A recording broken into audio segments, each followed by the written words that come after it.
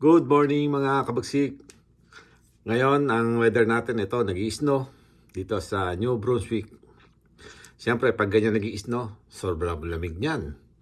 At kapag ganyang malamig, kailangan natin ng Fiesta Ice Cream. Alright.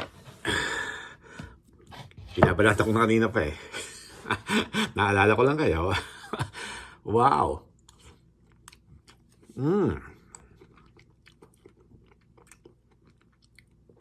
Wow, ice cream good. Ice cream yummy. Ice cream good. Ice cream yummy. Sarap. Diba? Pag ganyang malamig, kailangan ice cream. Snow lang yan eh. Pinoy tayo. Diba?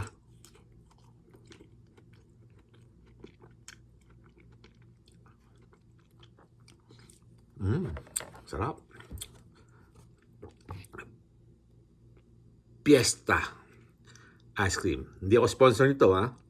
Binili ito nga pala sa Lola Supermarket. Sarap. Sa mga Filipino food, meron din ganito. Ice cream good. Ice cream yummy. Guys, ang snow natin ay 10 cm yan. Ngayon, di bali 100 mm. Nakita nyo naman yung mga kotse, halos lubog na. Hanggang mamaya yan, alas 6 ng gabi. Di bali nag-start yung snow, ano oras ba nag-start yan? Mga parang umaga pa lang nag-start na siya eh. Parang mga 6 yata, 7, mga ganun. Nag-start na, bago diretso pa rin, nakita nyo naman. Halos malalim na. Bagay mataas na yung snow. Ayan, no?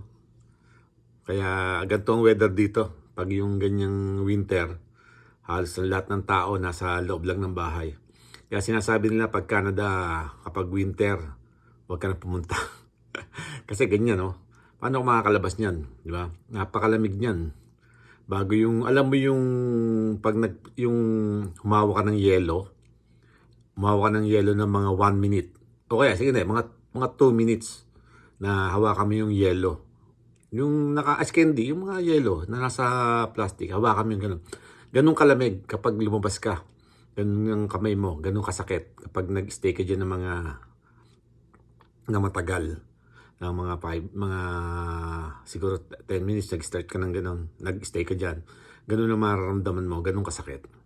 Kaya yung iba, yung mga big time, alam mo na, wala dito. Nag-enjoy sila sa ibang lugar, sa hindi masyadong mais-no. Kasi pag dito talagang malungkot ka. Kaya dito, kapag malungkot ka, kailangan mo ng ice cream good, ice cream yummy, ice cream good, ice cream yummy. Yun ang mga kabagsik. Nakita nyo, no? Ayan, no?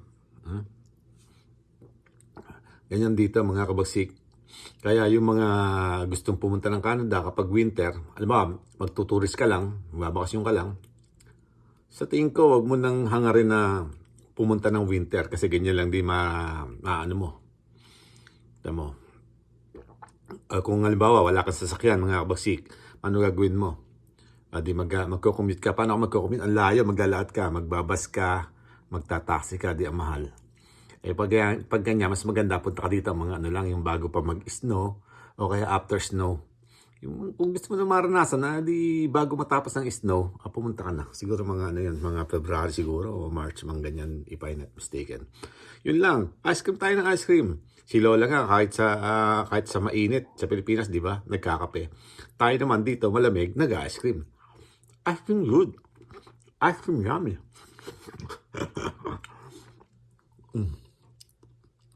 Yun lang mga kabasik, magandang umaga sa inyong lahat. Lagi po tayo mag-iingat. God bless. Please subscribe to my channel. God bless. Bye-bye.